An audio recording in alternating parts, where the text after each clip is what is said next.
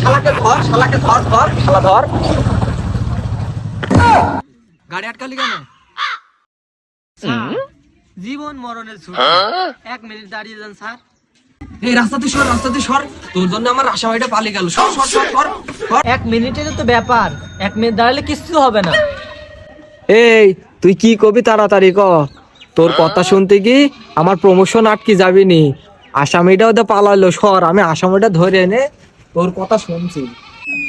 কথাটা সিক্রেট, কানে কানে বলি। খেলেগা ফ্রি ফায়ার।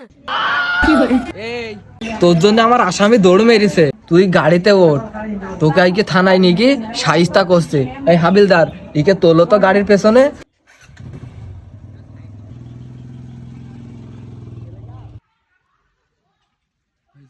डर रहा है क्या?